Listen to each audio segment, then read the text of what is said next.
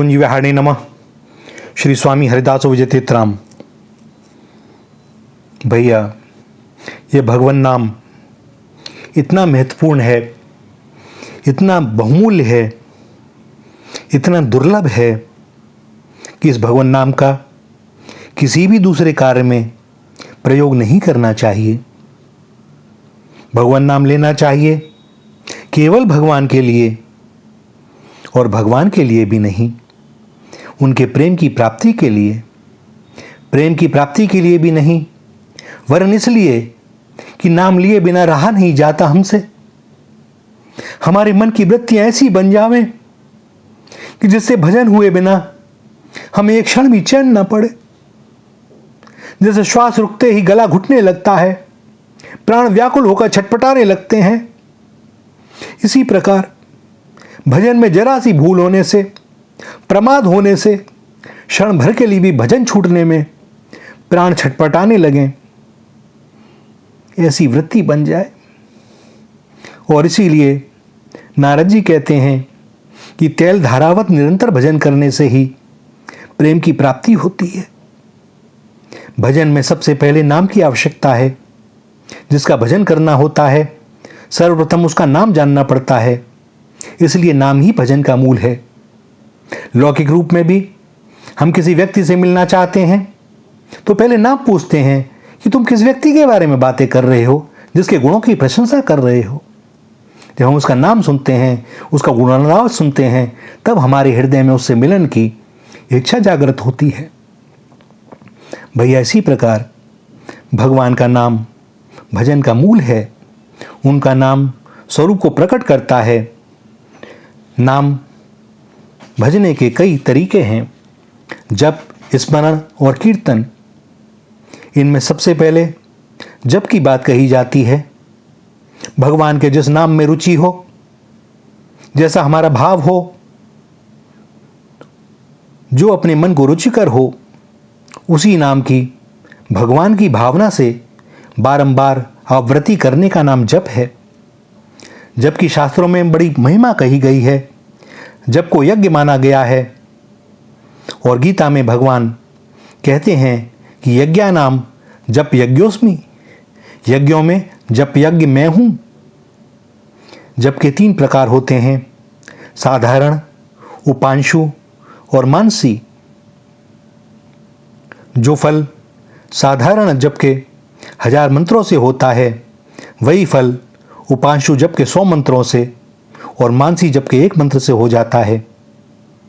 उच्च स्वर से होने वाले जप को साधारण जप कहते हैं, जिसमें हमारी जिह्वा और होठ तो हिलते हैं, परंतु शब्द अंदर ही रहता है। वह उपांशु जप है, और जिसमें न जीभ के हिलाने की आवश्यकता होती है और न होठ के, वह मानसिक जप कहलाता है। उच्च स्वर से उपांशु उत्तम और उपांशु से मानसिक उत्तम है। यह जप की विधि है।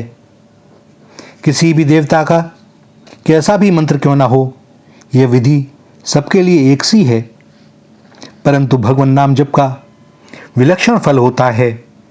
यह नाम की अलौकिक महिमा है। दूसरे जपों में अनेक प्रकार के विधि निषेध होते हैं, शुद्धि अशुद्धि का बड़ा विचार करना पड़ता है, परंतु भगवान नाम में ऐसी कोई बात नहीं। अपवित्रः पवित्रो वा सर्वावस्थां गतोपि वा यह स्मृत पुंडरीकाक्षम सब वायभांतरः शुचि।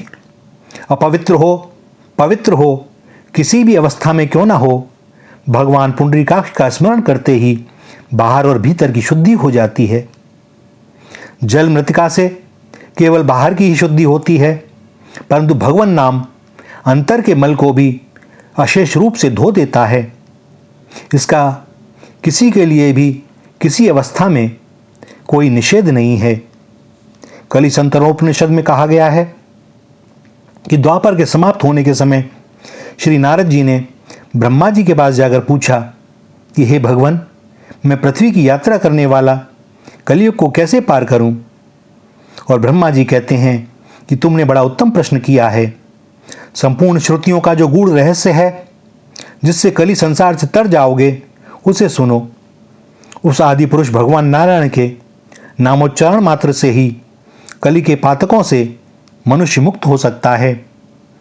नारद जी ने फिर पूछा कि वह भगवान का नाम कौन सा है, और ब्रह्मा जी कहते हैं वह नाम है हरे राम राम राम हरे हरे, हरे कृष्ण कृष्ण कृष्ण हरे हरे। इन 16 नामों के उच्चारण करने से कली के संपूर्ण पातक नष्ट हो जाते हैं। संपूर्ण वेदों में इससे श्रेष्ठ और कोई उपाय देखने में नहीं आता। इन 16 कलाओं से युक्त पुरुष का आवरण अर्थात अज्ञान का पर्दा नष्ट हो जाता है, और मेघों के नाश होने से जैसे सूर्य किरण समूह प्रकाशित होने लगता है, वैसे ही आवरण के नाश से चित्त में ब्रह्म का प्रकाश आ जाता है। और नारद जी पूछते हैं कि हे भगवान, इसकी विधि क्या है? और ब्रह्मा जी कहते हैं इसकी कोई विधि नहीं है।